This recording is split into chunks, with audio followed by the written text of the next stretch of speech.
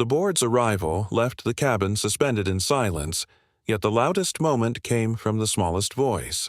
Ava slowly closed her book, looked up at Marcus, and whispered, "Daddy, why do grown-ups forget kindness?"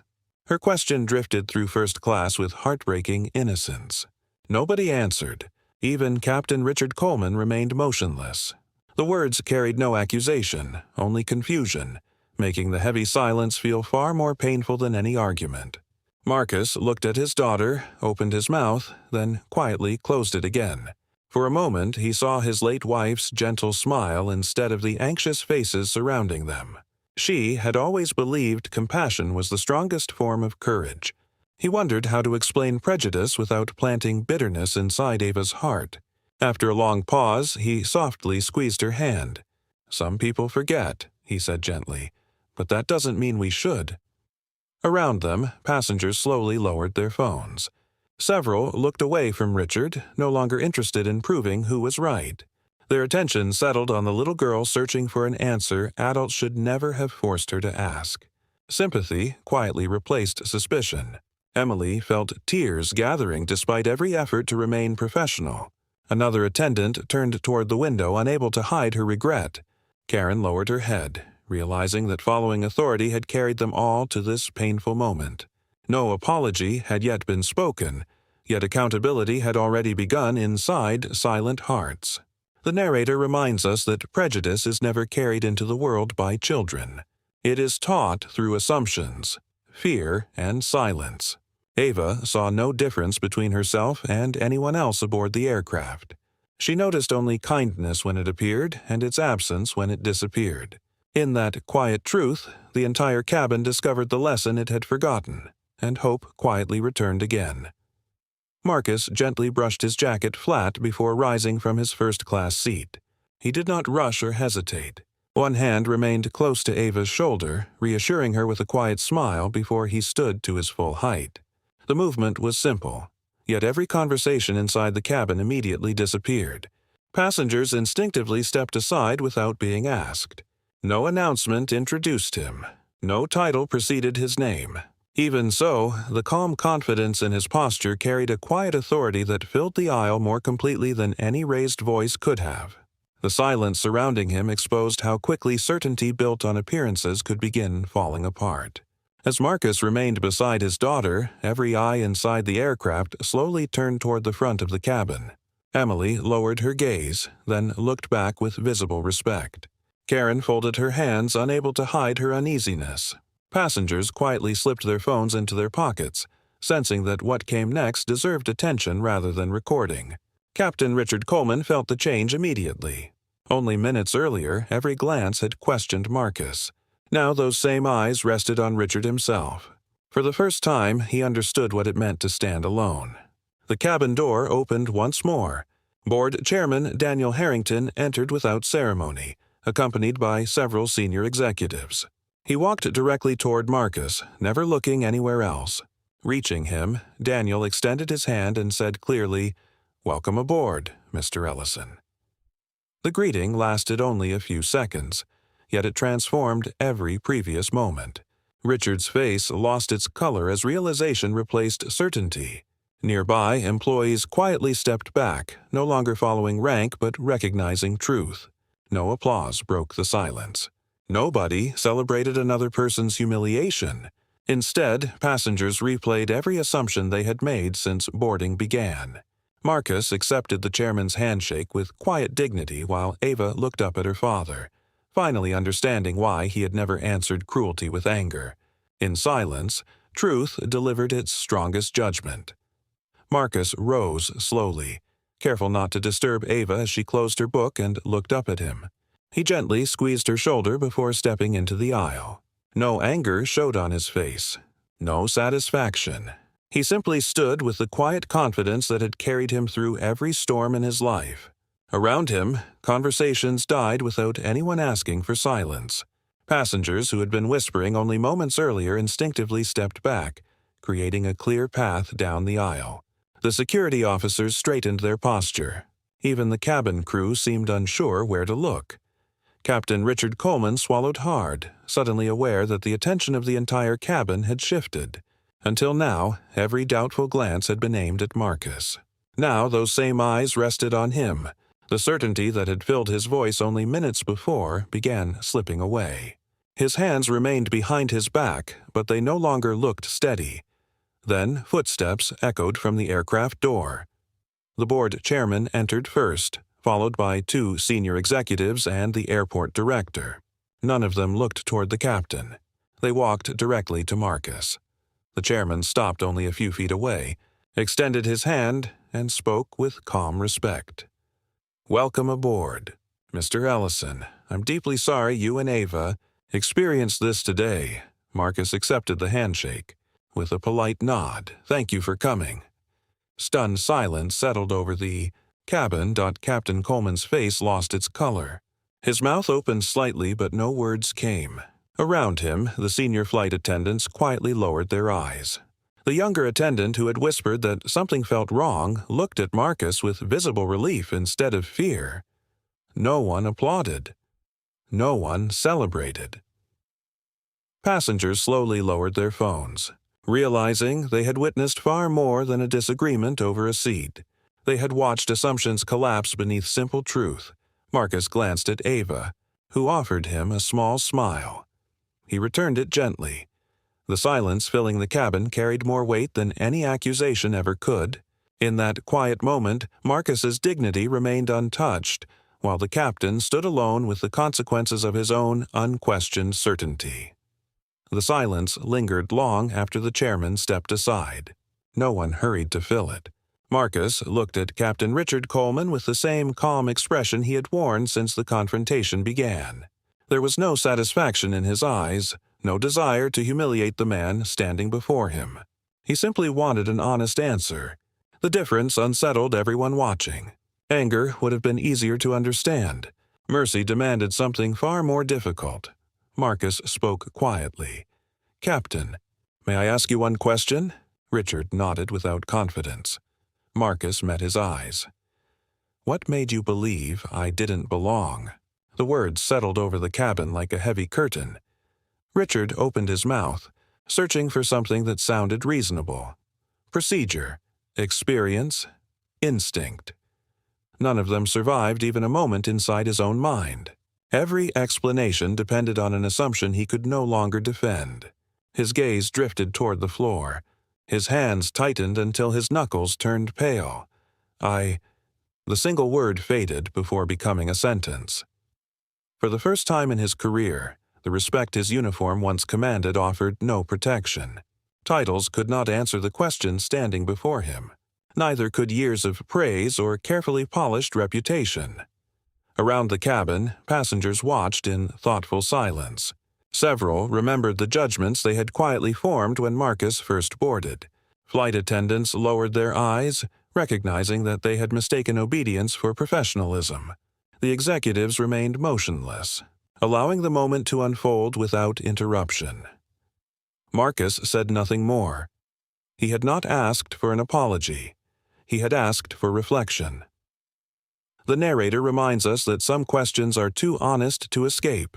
They travel beyond one conversation and into every heart willing to listen. Marcus's quiet words were no longer meant only for Captain Richard Coleman. They challenged every witness, every workplace, and every institution where assumptions had replaced fairness, proving that lasting change often begins with one calm question nobody can truthfully answer. No one spoke as the board escorted Captain Richard Coleman toward the aircraft door. Marcus remained beside Ava, answering only the questions she quietly asked. Outside the terminal, however, the silence inside the cabin had already begun traveling far beyond the airport. News vans arrived. Reporters gathered, comparing witness statements and reviewing the recordings passengers had uploaded. Producers stopped describing the incident as a disagreement over seating. Instead, broadcasts began asking whether the confrontation revealed deeper failures inside one of the nation's most respected airlines. Within hours, millions watched the same 20-second video. They replayed Marcus's voice, Ava's expression, and the captain's repeated instructions. Many viewers noticed what was missing. There were no insults, no threats, no resistance. Only assumptions meeting quiet dignity. Online conversations slowly shifted away from outrage toward questions about fairness, unconscious bias, and institutional responsibility. The growing attention encouraged former employees to speak. Retired pilots, flight attendants, gate agents, and maintenance workers described complaints that disappeared without answers. Some admitted they had remained silent because they feared losing careers they had spent decades building. Others confessed they regretted looking away when passengers deserved support instead of suspicion. Soon, a simple hashtag united thousands of voices. Families shared similar experiences. Community leaders demanded transparent investigations. Employees asked for meaningful reforms instead of written apologies. The movement expanded because people recognized familiar patterns, not because they wanted another public scandal. Through it all, Marcus declined interviews and avoided television cameras. When journalists requested statements, he answered politely. The evidence already speaks. He believed lasting accountability should never depend on dramatic speeches. Facts, witnesses, and honest reflection would carry greater weight than anger ever could. His restraint quietly became the story's strongest message, reminding the nation that genuine justice begins when truth is allowed to stand on its own. The media attention continued outside, but inside airline headquarters, the focus shifted away from headlines and toward responsibility. Days later, a formal disciplinary hearing opened inside a modest conference room.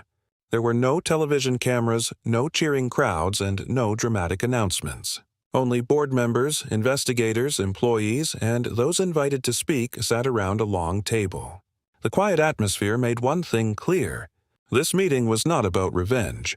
It was about truth. Former passengers entered one after another. A retired teacher described being questioned repeatedly despite holding a valid first-class ticket. A black surgeon recalled smiling through public embarrassment because he refused to miss an emergency operation waiting at his destination.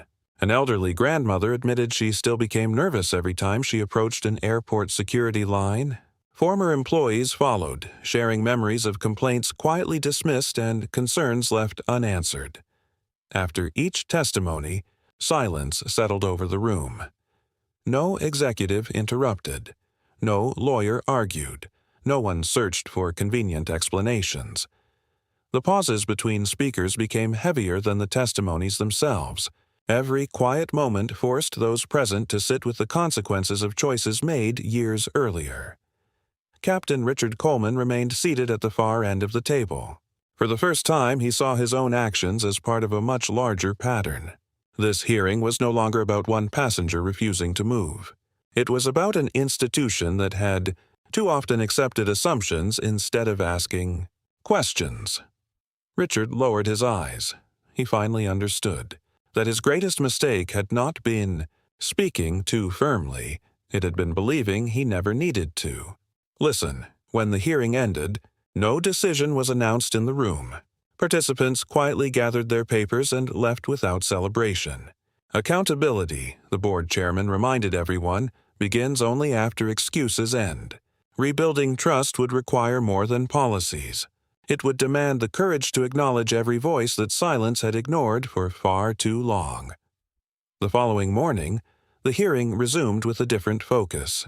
Testimony from passengers and frontline employees had revealed painful patterns, but the board agreed those stories raised a more difficult question. Who had allowed those patterns to continue? Vice President Linda Graves took her seat before the panel. Her confident posture remained, yet the room felt noticeably heavier. Attention shifted away from cabin crews and toward decisions made inside executive offices where policies were approved, complaints reviewed, and warnings quietly set aside. Investigators projected archived emails, internal memoranda, and complaint summaries onto a large screen. One message warned about repeated reports of racial profiling during boarding. Another recommended independent investigations before public trust suffered lasting damage. Each document had received polite acknowledgement before disappearing into administrative silence.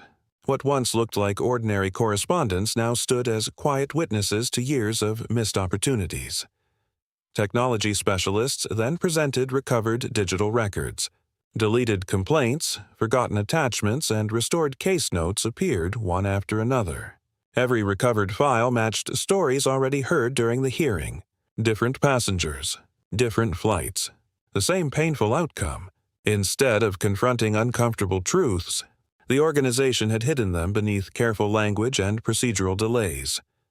Around the boardroom, executives who had once defended company practices struggled to answer simple questions. Their voices softened. Sentences ended halfway. Several lowered their eyes rather than challenge evidence displayed before everyone. No dramatic arguments erupted because none could overcome the steady weight of documented facts. As the session concluded, the chairman slowly closed the final report. This was never one person's failure, he said quietly. The words settled across the room. Everyone now understood. The real crisis had begun long before Marcus boarded that aircraft. A culture that protected reputation over accountability had allowed injustice to grow unnoticed. Rebuilding the airline would demand more than replacing individuals.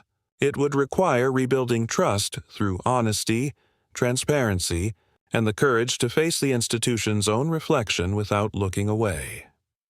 After the chairman's closing remarks, no one immediately stood. The room remained still, as though everyone understood one final voice still mattered. Quietly, every eye turned toward Marcus. He had listened for hours without interruption, allowing others to speak before him. No one knew what he would say.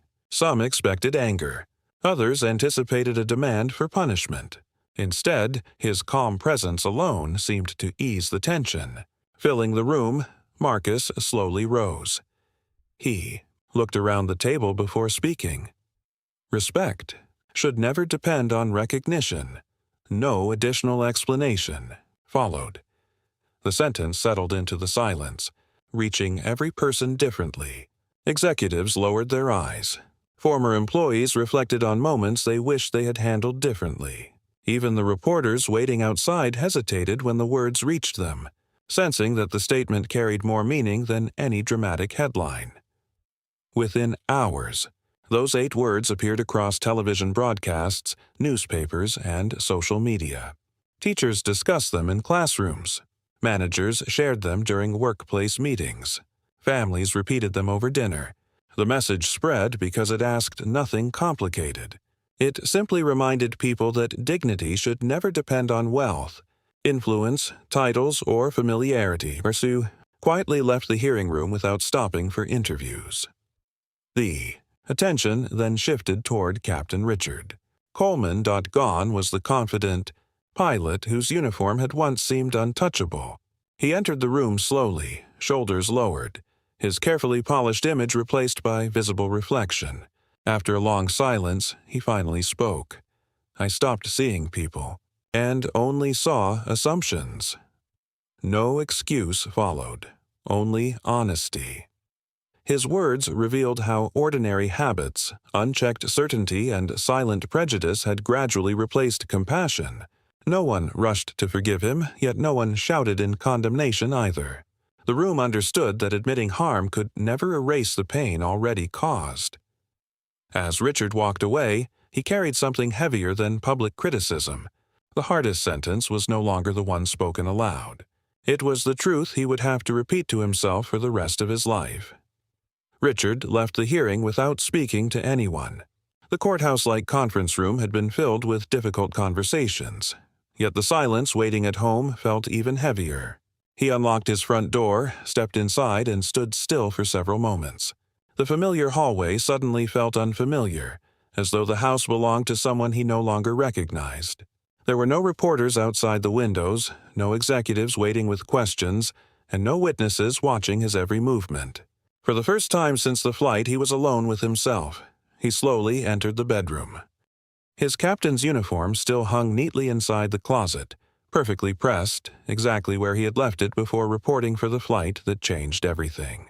For years, that uniform had represented discipline, responsibility, and earned respect. Now it seemed strangely distant.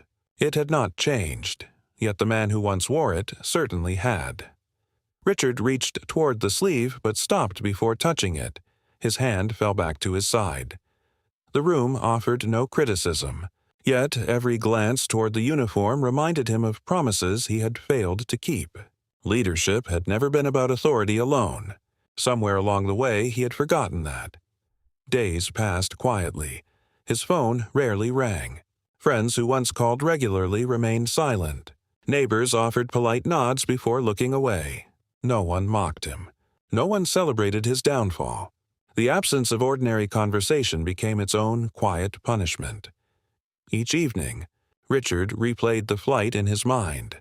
Marcus's calm expression, Ava's frightened eyes, the simple question he could never answer. As darkness settled outside, he left the uniform hanging exactly where it was and quietly walked out of the room. Life beyond his front door continued as though nothing had happened. Inside, however, everything had changed forever. Some consequences never need to be announced. They simply become part of the person left behind. Weeks after the hearings ended, Marcus called the airline's leadership together once more. This meeting felt very different from the last. No evidence was presented, no testimony was heard, and no one spoke about victory. Accountability had already been accepted. Now the responsibility was rebuilding trust one decision at a time. Marcus stood beside a simple presentation screen and addressed the room quietly. "We cannot rewrite yesterday," he said. "We can only decide how tomorrow begins." New policies were approved without delay. Every passenger would receive the same welcome regardless of appearance, background, or perceived status. Anonymous service audits, updated customer care standards, and transparent reporting procedures became permanent parts of daily operations. Every complaint would be reviewed independently instead of disappearing through layers of management. Marcus also announced the creation of an independent passenger advocacy office.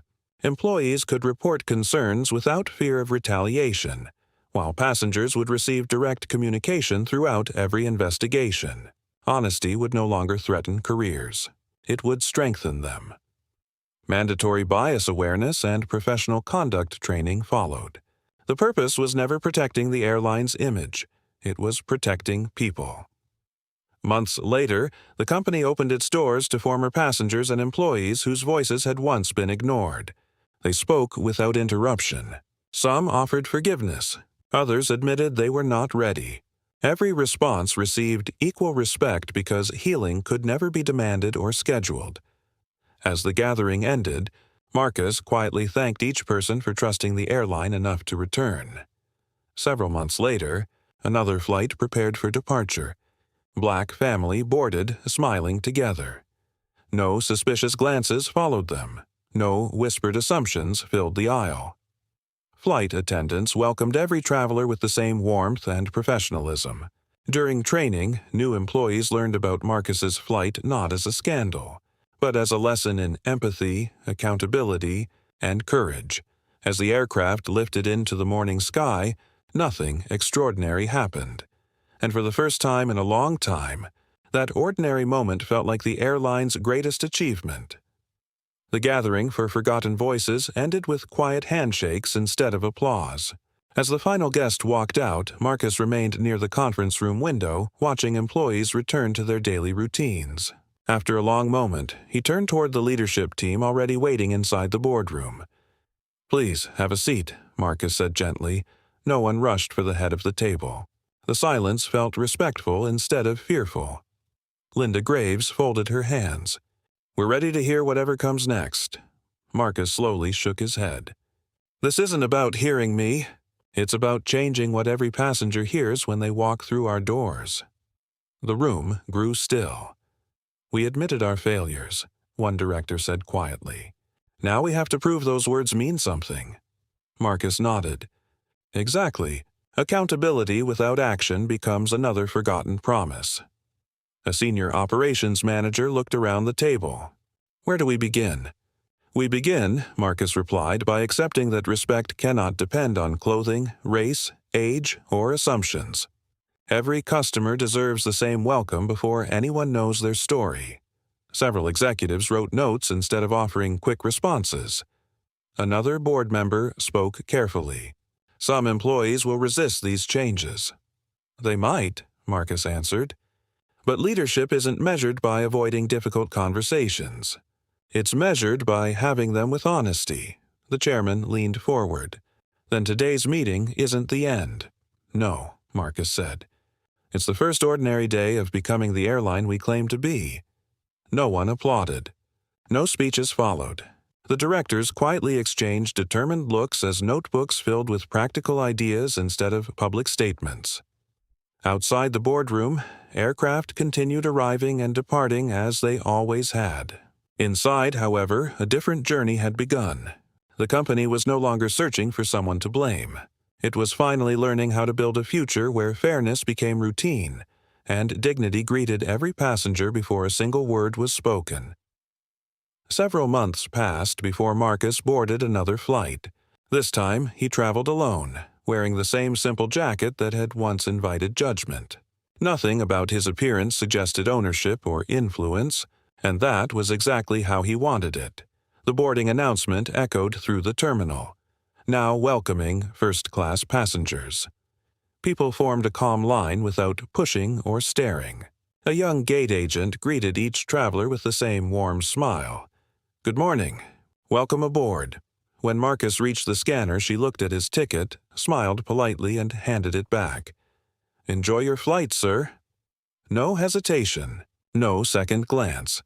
Marcus thanked her and continued down the jet bridge, noticing how naturally every passenger received the same respectful welcome. Inside the cabin, flight attendants greeted families, business travelers, elderly couples, and children with identical kindness. "Can I help you with your bag? Your seat is just ahead. Please let us know if you need anything." The words sounded ordinary, yet Marcus recognized something extraordinary hidden inside them. No whispers followed anyone. No suspicious eyes searched. For reasons to doubt where people belonged, a young attendant welcomed a black couple into first class with the same cheerful confidence. She offered every other guest. "We're happy you're here. Let me know if I can make your trip more comfortable." The couple smiled gratefully before taking their seats. Marcus quietly looked around the cabin. The silence felt completely different now. Months earlier, silence had protected assumptions. It protected dignity. As boarding continued, passengers settled into conversations about vacations, family visits, and business meetings instead of watching strangers with quiet suspicion. Marcus rested against his seat and allowed himself a small smile. Policies had started the change.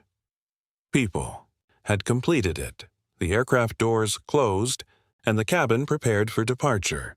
Before a single safety announcement began, respect had already welcomed every passenger aboard. That simple difference made every mile ahead feel lighter for everyone. Morning sunlight poured through the terminal windows, casting long reflections across the polished floor. Another departure gate slowly filled with travelers carrying backpacks, briefcases, baby strollers, and small suitcases. It looked like every ordinary travel day before it, yet something important had quietly changed beneath the familiar routine. A gate agent adjusted her name badge and welcomed the first passenger with a genuine smile. "Good morning. Have a wonderful flight." The next traveler stepped forward. "Welcome aboard." Her greeting never changed. An elderly couple arrived holding hands.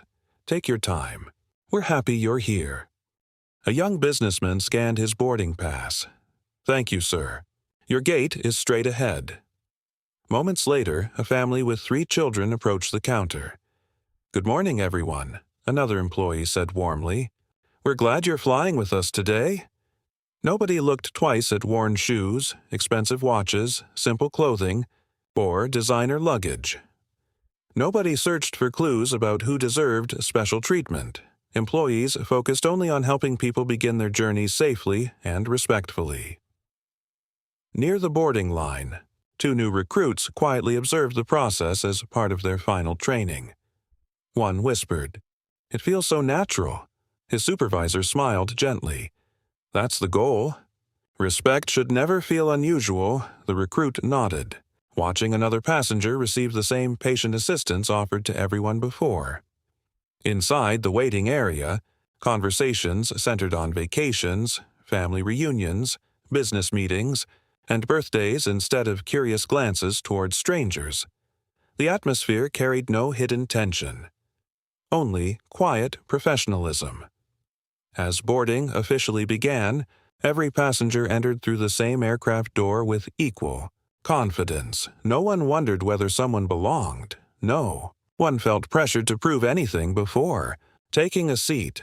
The greatest change could not be measured by announcements or policies. It lived inside ordinary moments that passed almost unnoticed, where fairness quietly replaced assumption, and every traveler was welcomed with the simple dignity every human being deserves from the very first hello.